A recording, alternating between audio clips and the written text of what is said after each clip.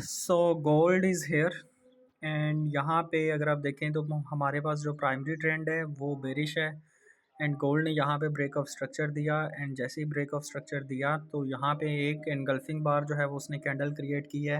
अगर हम 30 मिनट के टाइम फ्रेम पे जाते हैं तो यहाँ पे क्लियर एक एनगल्फिंग बार जो है वो उसने क्रिएट की एंड हमने यहाँ पे क्विक स्कैल्पिंग जो है वो एंट्री प्लान की थी। एंड जैसे ही नेक्स्ट कैंडल ने हमें रिट्रेसमेंट दी तो हमने यहाँ पे अपनी एंट्री जो है वो ले ली थी यहाँ पे। एंड ऑलमोस्ट 50 तकरीबन पिप्स जो हैं वो हमने सिक्योर की।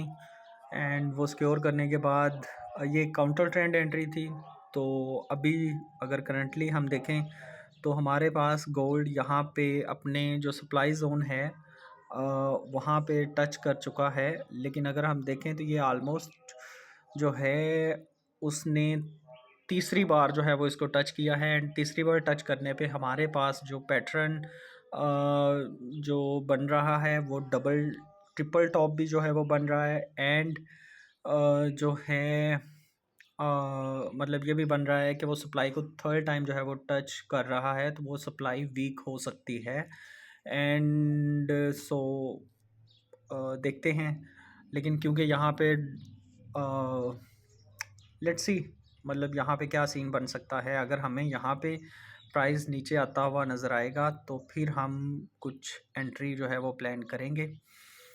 और लेकिन अगर हम यहाँ पे देखें तो अभी हमारा चेंज ऑफ करैक्टर जो है वो नहीं हुआ है। अगर ये कैंडल इसके ऊपर जो है वो क्लोज़ होती है इस येलो लाइन के तो फिर हम ये समझेंगे कि जी ठीक है हमारा जो चेंज ऑफ करैक्टर है वो हुआ है। देन हम मज़ीद अब कन्फर्मेशंस का वेट करेंगे क्या है कि प्राइस जो है वो यहाँ से नीचे आए and then break of structure करे एंड देन उसकी रिट्रेसमेंट पर हम एंट्री लें या कोई नया सप्लाई जोन जो है वो डिमांड जोन क्रिएट करे तो फिर हम बाय साइड की एंट्री लेंगे।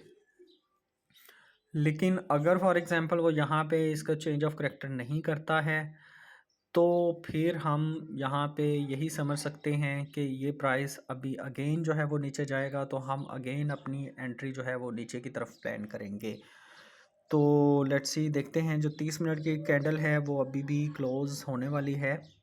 एंड ठीक है तो चांसेस यही हैं कि प्राइस यहाँ से नीचे आएगा बट मार्केट है तो कुछ भी नहीं कह सकता।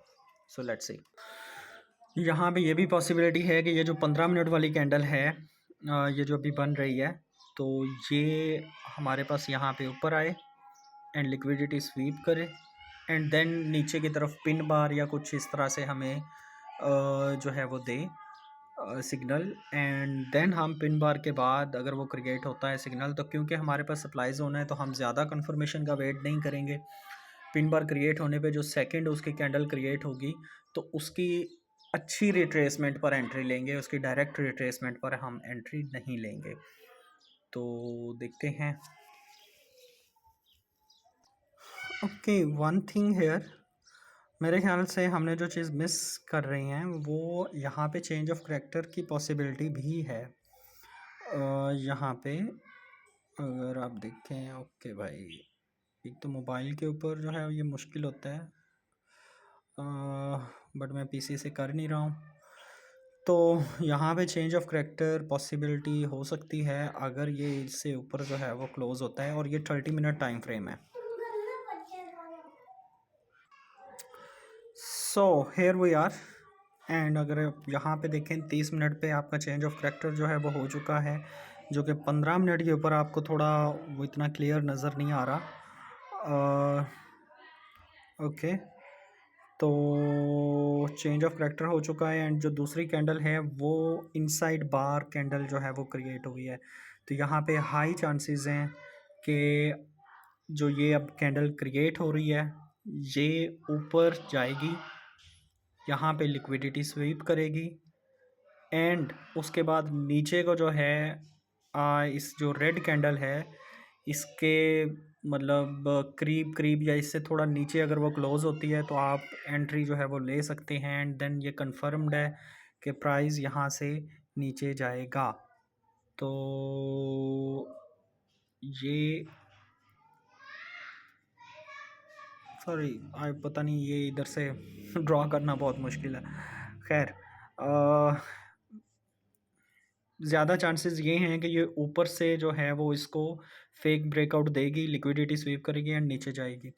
और बहुत कम चांसेस ऐसे हैं कि वो नीचे जाए एंड वो यहाँ से जो है वो आपको एक फेक ब्रेकआउट दे एंड देन जो है वो ऊपर जाए, क्योंकि ये इनसाइड बार पैटर्न है। तो यहाँ पे जो है ज़्यादा चांसेस यही हैं कि ये ऊपर से जो है वो आपको लिक्विडिटी स्वीप करके एक क्लियर पाथ जो है वो देगी। So let's see.